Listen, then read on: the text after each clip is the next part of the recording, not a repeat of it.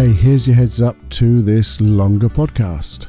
It's me sharing some work I did on myself just a day or so ago about negative beliefs and a negative feeling I had, and what happened when these negative beliefs came up, what I did to let them go, and we discover and dive deeply into the limiting negative beliefs and how they affect our lives, how they're created, and how we can, just let them go, and how then our world, our life will be so much different when we do.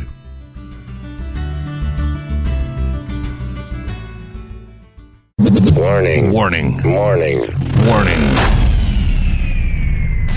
You are entering into the unplugged mind of Paul Clough. Too late. Personal Development Unplugged. Hi guys, Paul here, and I want to talk to you about beliefs. Here's three. I can't do it. I don't know enough. I'm an imposter. Do they mean anything to you? Do they resonate in any way? I know some of them are pretty common, I guess, but they really did to me just a short while ago. And it was really quite strange because they uncovered themselves in, I found them. How and why did they surface? Well, I don't know about the why, but I do know about the how. You see, here's the story. Just a couple of days ago, I was sitting down writing my journal, and as I was writing something, I got this really weird feeling, and it was really, really, really weird. So, and it was if I just needed to stop and explore this feeling, because I'd had it before. And as I was writing, obviously the subject I was writing about made it come up even more intense. So I sat in a comfy chair. I turned the page over my journal, so I got a pen if I need to write anything.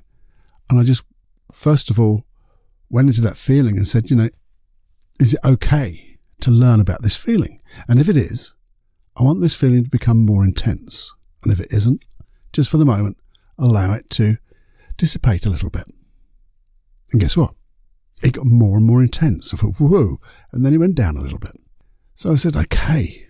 I sat there for a little while just thinking or just being in the moment with this feeling. And nothing was really happening. I wasn't understanding anything. I wasn't getting any lovely words or conversation with myself and understanding. So I just asked, so what beliefs do I have about myself that makes this feeling so? And that's when I can't do it came up. And I'm thinking, I don't understand this. I don't know what's, it's not all connecting. And they said, well, what else? Because I don't understand this. And I don't know enough came up. So I thought, okay, I can understand that. It seems to make a little bit of sense. But I got this intuition that there was even more. And I just said to myself, is there more? And this feeling got more intense. So I said, what is more? And I got this feeling in my head, not necessarily the words, but the words just came out, said, I'm an imposter. And I can say them now, I can't do it, I don't know enough, and I'm an imposter. And you can hear from my voice that they're fine. They don't mean anything to me now. They're words, they're sentences. But at that time, when I sat down and said them out loud, they really did resonate. And I didn't know why. I really didn't know why. And I didn't call it a lovely process, but I did a couple of processes on myself. And some sort of weird things happened as I let it go. And I did let it go. I was letting it go. But I started to think, where did they come from? And as I thought about that, I was only thinking about it just a few moments ago when I wrote a few notes about what I'm going to talk about. And I just saw this little thing about, where do beliefs come from? And then I thought, this all comes together. So I thought, well, where did you think those beliefs come from, Cluffy? And you see, I can remember, and I've thought about this before, and it's always been there. And I'm sure it's not the first time it came up, but it's probably the more significant times that I can remember in the past that I really, really wanted to be an artist. And the art I wanted to do was things like for Marvel Comics, be a comic artist. I used to love them. I can remember being so young and on this particular market Mum and Dad used to take me to. I used to buy these Superman comics and things like that, and they would also swap them as well. So every 2 or 3 weeks, they'd take me to this market and they'd do their stuff, and I'd go and get these things. And I lived and dreamed these blooming comics. I just watched, I just saw and got so much into the drawings, and I'm such a fan of it now. I've got books about the art of comic drawing and things like that, and there's so much in me. And I really wanted to be that artist. And then over the years, as I went through school, I really still had this thing about being an artist. But I remember being told, why are you bothering? There are so many better people. There are so many people doing things like art, and they're actually brilliant at what you do. So in my mind, well, if those people are better than me, why bother? And, I can see now things like, I can't do it. I don't know enough. I don't do enough. And if I did, would I be an imposter? And you can see, again, I thought a little deeper. And I thought, well, I know, because everything I've been trained in, everything I believe in, which is another weird thing, that all these things have a positive intention. So what can and could have been the positive intention of having me have these negative beliefs and that feeling? And I thought to myself, well, if I have this belief of I can't do it, and I have this feeling that's going to pull me back from doing things, it's going to save me from the hurt of feeling a failure and being a failure. And I thought, but that hurts. It hurts when I think about that, not having not done things, of maybe, we get that shoulda or coulda. And the other thing is, I don't know enough. Well, I know that makes me learn more, and I haven't stopped learning, especially about some of this stuff now. There's things like the arts. I've got so many art books, but I learn a lot, but I can't do it. And go, there's this conflict going on, and it makes me learn more and more. So I can never be a failure. But if I also think I can't do it, then I feel a failure. And if just to make sure that I really have to learn even more and don't do it in the first place, because I'll get found out. I'm an imposter. I'm thinking, Crikey O'Reilly, because I do think in the words of Crikey O'Reilly, well, I said a bit more than that actually. That bloody years ago. And then I thought to myself, so why are you surprised about this, Cluffy? Why are you surprised that these were so long ago, yet they're still here? Because you haven't dealt with them, Paul? Okay, that's one thing. But why would you be surprised? Over the last 20 or so years, you've been working with people with limiting beliefs and the positive intentions about limiting beliefs and things like that. So I got to think, well, I wanted to share this with you because I don't know if you're going through these type of things. And the thing is, when you get a feeling, most of my work with a client is around about negative feelings and the limiting beliefs attached to that feeling, and they're all intermingled just below the surface. Beliefs, especially those around our identity, they shape our life for the better or the worse. Positive intentions behind every one. But the thing is, look at those 3 that I was experiencing. I can't do it. I don't know enough. I'm an imposter. Everything around my identity. And where do they come from? You can think of beliefs, especially those around our identity, because I'm saying this again now, shape our life for the better or worse. But where do they come from? Now let's go back into childhood. Because when you were a child, you were a sponge. You just took on so many things uncritically, because you didn't have the wisdom or experience to challenge them, to think about them. And I don't mean challenging in a nasty way, but to just question them. You took on beliefs uncritically. I said that weirdly, didn't I? Uncritically. I can't say it now. And who were they from? They're from the people that we loved, or maybe even feared. But there were people who they were some type of, had respect for, we loved. They were there. They were the big adults, our mums, our dads, the people around us. Maybe a couple of the experiences we had. I'll give you an example.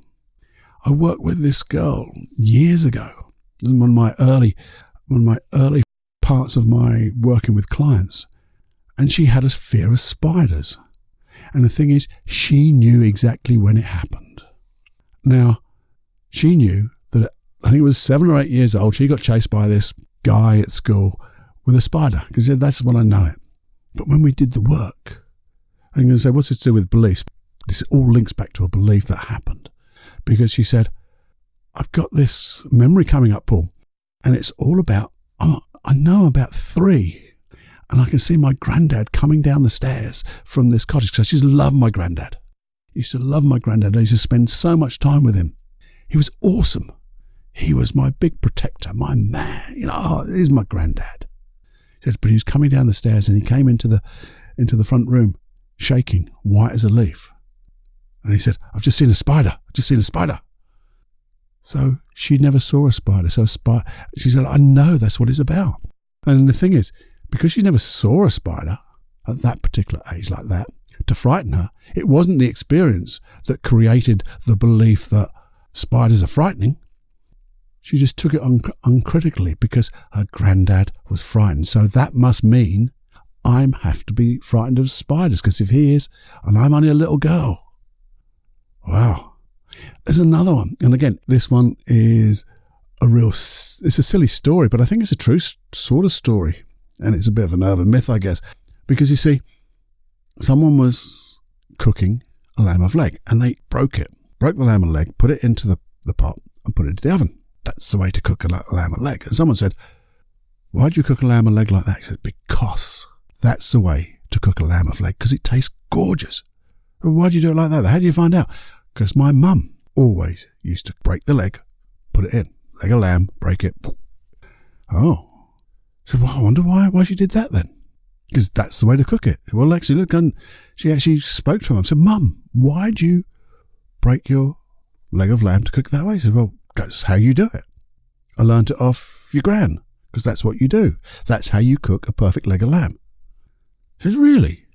So when she saw the gran, she said, Gran, you cook your leg of lambs by breaking them in half. How did you learn to cook that way? What created this, got you to think of cracking it, breaking it? And the gran said, well, it's obvious. I didn't have a big oven, and I couldn't fit it in if I didn't break it. Oh, so all of a sudden we've got this one thing that led to a different belief. Okay, that's only cooking a leg of lamb. But that's how these things work. Have I got one more? Well, there's so many, really. I've worked with clients who have just heard enough times that people say, you're stupid. You've done another stupid thing. Oh, don't be so stupid. And that's an embedded command. Don't be so stupid. That when we've done some work with a feeling, and all of a sudden it goes, the belief is, I'm stupid. And then all of a sudden it's that aha moment. Says, no, I've been told I'm stupid. I'm not bloody stupid. I just realised I've been told that, and I've taken it on. I've had a woman who had been somehow overheard. She wasn't even being told it. She overheard people talking about her and her sisters. And actually they said, she's not as pretty as the other sister. And she took that to be ugly. And that stopped her doing things. Stopped her doing so many different things. Not in relation to how she looks, but she just felt ugly. How weird is that? And when they disappear, they disappear. But that's the thing. What we have to do is think about these beliefs. Think about the negative feelings you get, and then notice what belief is around those feelings. And the other thing I've heard, you see, I've heard some people say, and I've seen it written down in forums on hypnosis, hypnotherapy forums, who should know bloody better. And they go, well, we all know we've got processes to change beliefs, but we all know that we can't change a core belief. And I'm thinking to myself, that is so BS. I don't swear here, but it was BS. Because I know, because I've seen it happen, you can change a belief in a moment, a core belief in a moment. And I'm not talking about those core beliefs where things about love, but even love, I'll come back to that in a minute, being honest, being true, those type of wonderful moral beliefs, but even love. We've seen examples where people have been in a household when they're a baby, when they're a young child, and their parents are always fighting. And when I mean fighting, sometimes physically, as well as emotionally and verbally, but physically. And then they see people say things that, but I love you. And they realize in that moment with their experience at that time and the wisdom they had, they take on, well, this must be the way that you love somebody or someone loves you. And when they go into a relationship and somehow they find someone similar who's maybe physically violent, and they strike them and they go, well, there's nothing wrong with this. It's just showing love. And we know it's wrong, but we've got this belief of what love is and how I'm loved, how it is, how people love me. Back to identity. Can you change it? As I said, absolutely. You can change them in a moment. How do I know? Because I believe it. Because I read and saw those other things, but I've also seen them change. So in my world, and we're going to talk about worlds and models of the world, in my world, beliefs can change because I've seen it happen. Therefore, I can't believe anything else. Because if I did, it would mean everything I've experienced must have been a lie. And I know it wasn't because I saw it. I was there. I was part of the magic of that change. And you see, virtually every client that I work with, because of I guess the way I work or the way I've found a way to work with clients to let go of things, is they're always, and it's a big generalization, but there seems to be always a limiting or negative belief connected with their issue. And when it's an identity belief, an I, when that goes, everything changes. Right there, right then.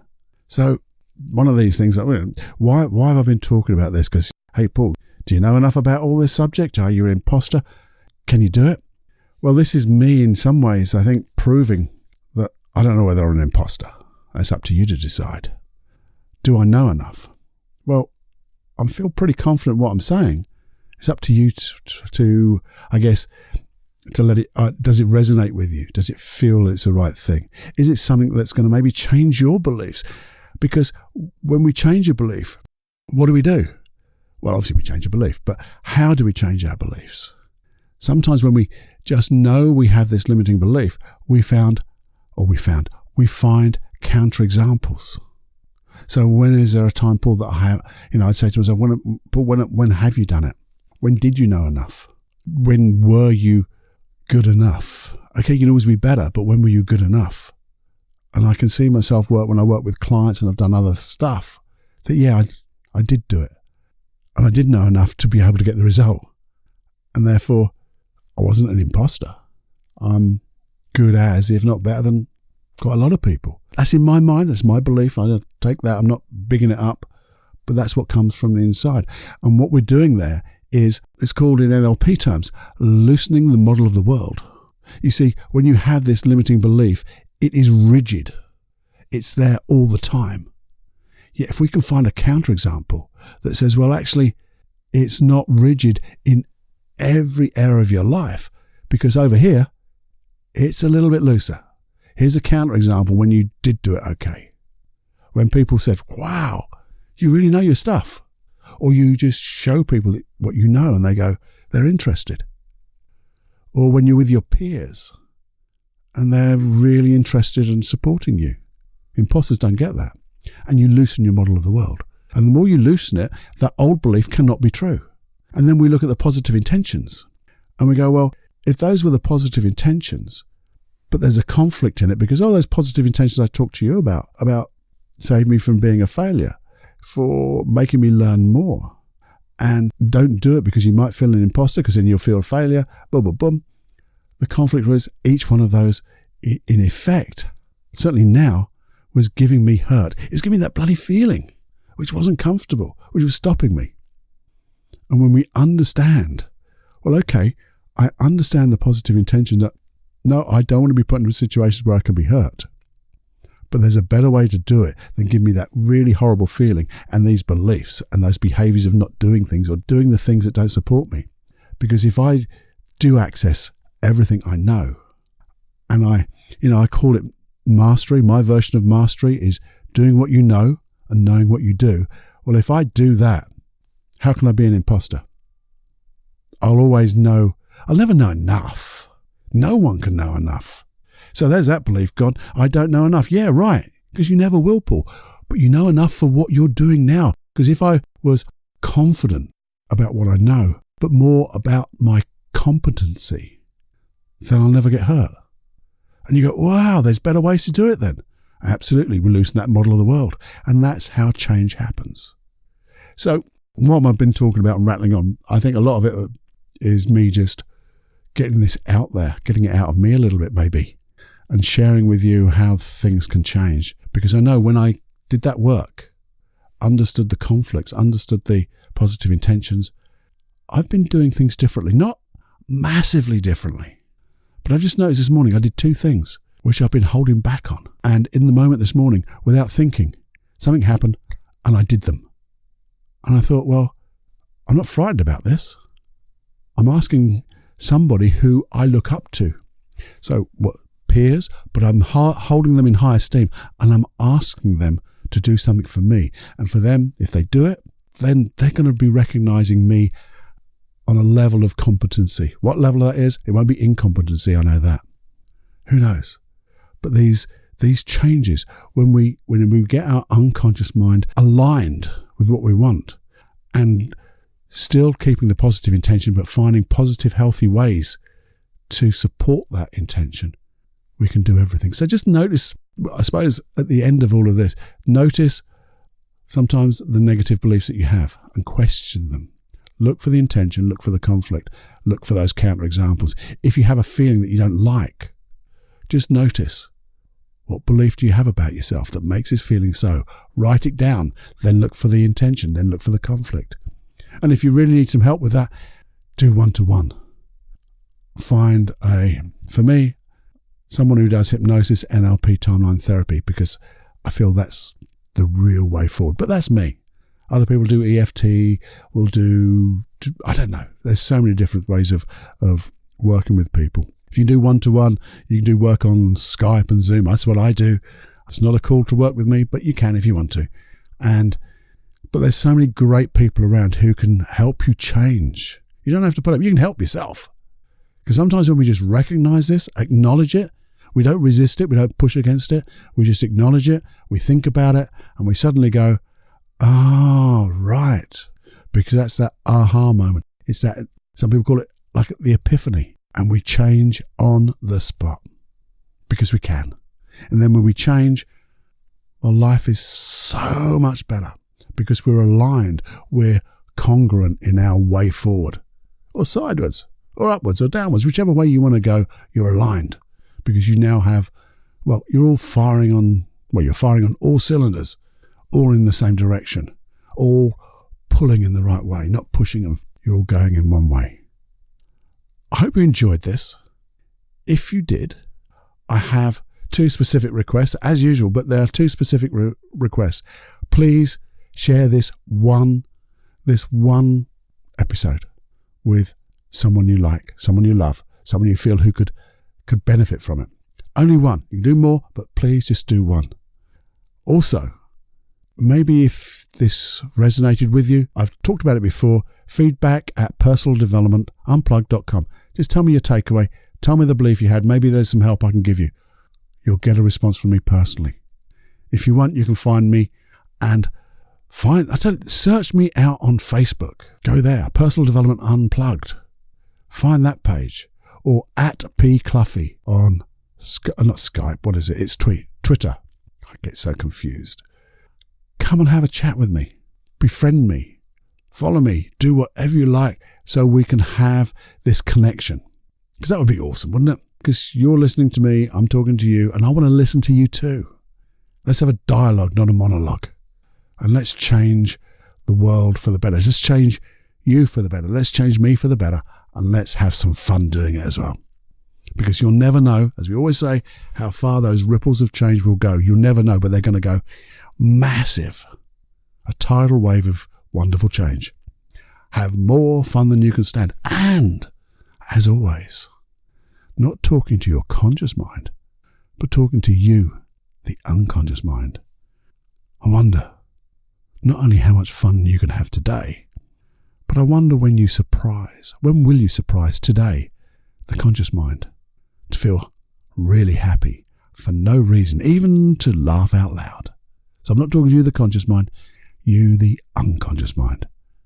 Surprise them to feel happy for no reason.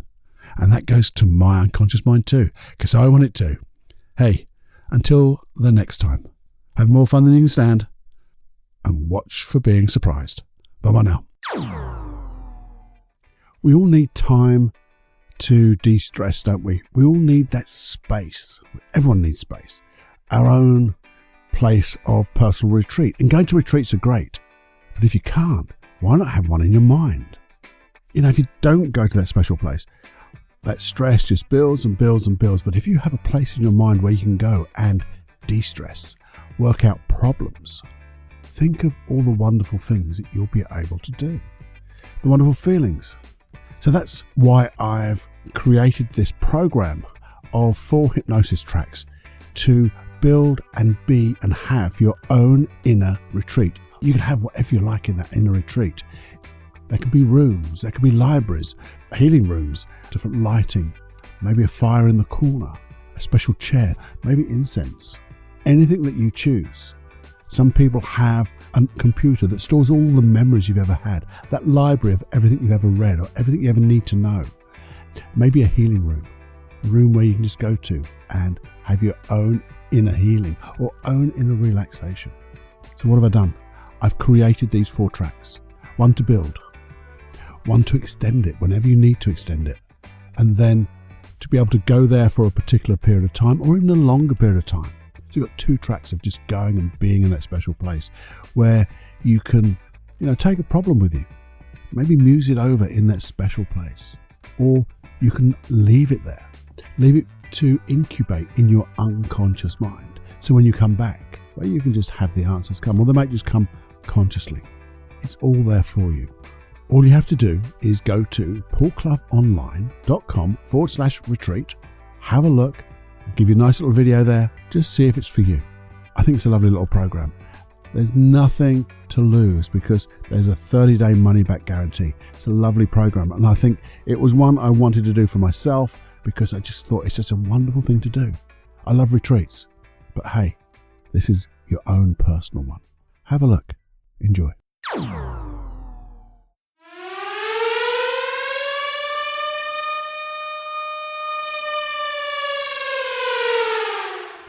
Warning, you are now leaving the unplugged mind of Paul Clough. It's time to fly on your own.